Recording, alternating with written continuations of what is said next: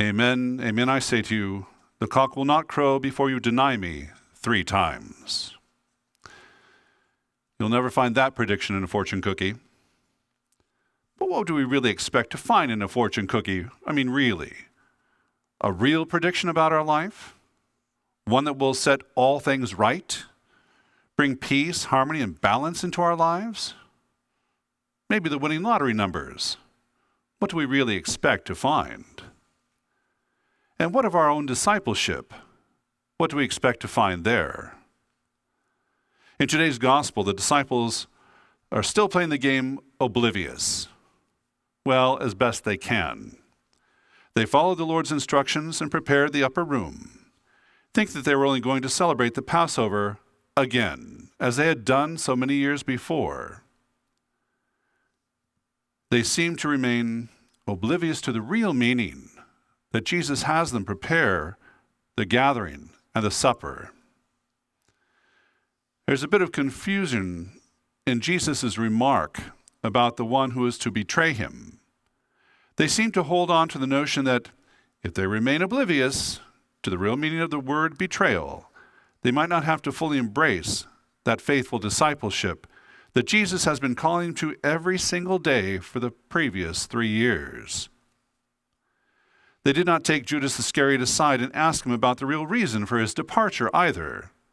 They chose to remain oblivious there as well, to the fact that Jesus had pointed out that at a particular moment, Judas was his betrayer, that Judas was leaving in order to complete his betrayal of Jesus to the chief priests.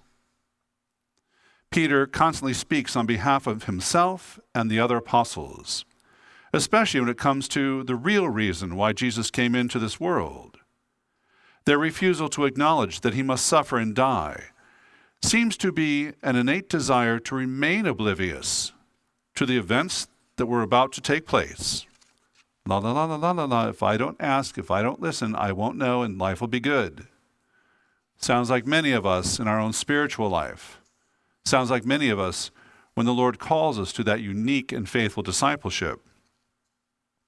The apostles appear to once again be oblivious to the reason why he came, the reason why he called them to follow him, the need for them to remain strong, especially when their faith in him was about to be shaken. Seeming to be oblivious to a great challenge to their faith and how losing hope would allow despair to become an overwhelming part of their lives in the hours ahead. But they would not always remain in that state of oblivion. They'd eventually put that board game away, and reality would set in their minds, their hearts, and their spirits and souls.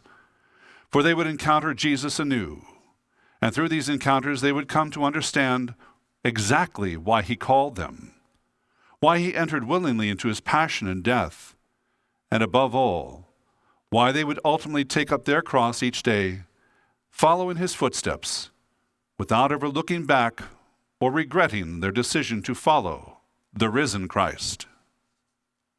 In every age and among every generation, disciples are called and challenged to believe, to be faith-filled, and to be faithful to our call to follow Christ with an unreserved heart. In this week that the church calls holy, let us journey through these days experiencing the fullness of the Lord's call, his call to faith, his call to follow him, his call to hope in times of despair, his call to be fully open to the presence of God at every moment and in every circumstance of life, and finally his call to celebrate with renewed faith and joy God's triumph over death, and to live each day the fullness of our discipleship as we journey toward God's kingdom of light, happiness, and peace.